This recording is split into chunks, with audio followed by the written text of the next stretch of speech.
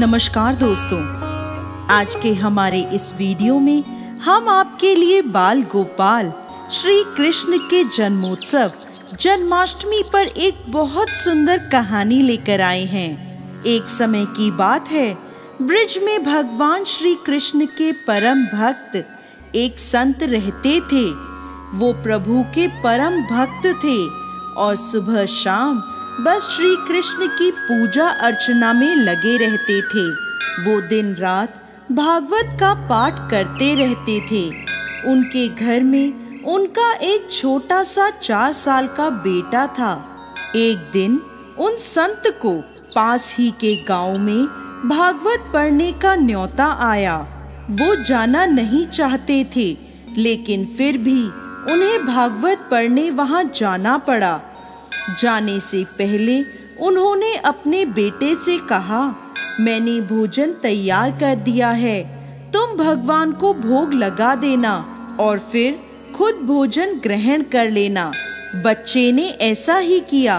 उसने थाली में भोग लगाया और भगवान श्री कृष्ण के आगे थाली रख दी और बोला, लीजिए प्रभु, भोग लगाइए। थोड़ी देर बाद उसने देखा कि खाना तो सारा ऐसे ही रखा है, भगवान ने खाना खाया ही नहीं है। तो वह बोला, प्रभु आप भोजन कर लीजिए, वरना पिताजी आकर मुझे डांटेंगे।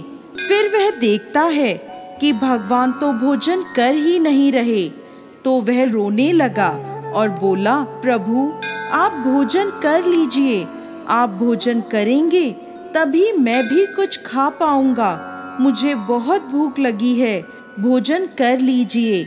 ऐसा कहकर वो बालक रोने लगा।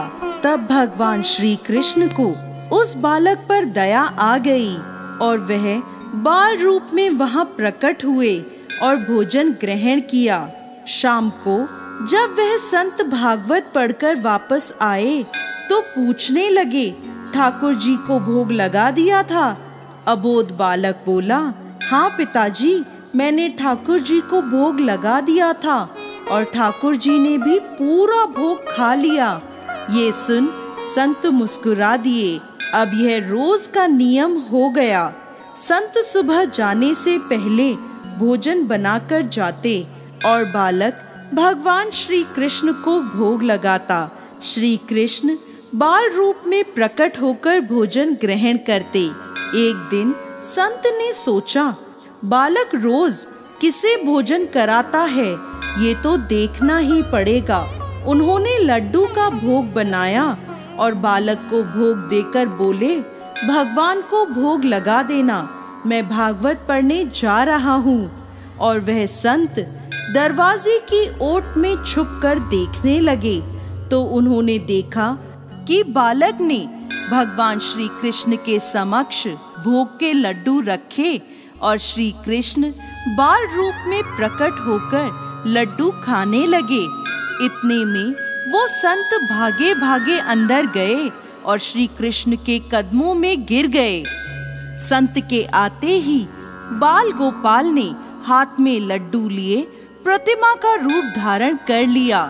उनके जड़ होते ही वह संत रोने लगे और बोले, प्रभु मेरी भक्ति में क्या कमी रह गई थी जो आपने मुझे कभी दर्शन नहीं दिए और इस नन्हे से बालक के समक्ष आप बाल रूप में प्रकट हुए।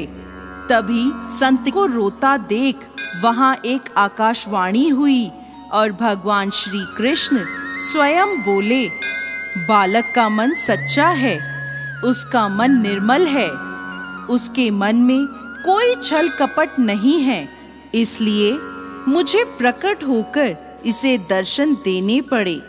जो कोई भी मुझे सच्चे मन से जपता है या सच्चे मन से याद करता है, उसके समक्ष मैं प्रकट होता हूँ। और तभी से भगवान श्री कृष्ण के लड्डू गोपाल स्वरूप की पूजा अर्चना होने लगी।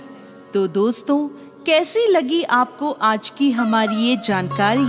हमें कमेंट बॉक्स में लिखकर जरूर भेजिएगा और साथ ही साथ हमारे इस चैनल को सब्सक्राइब करना ना भूलें। जय श्री कृष्ण।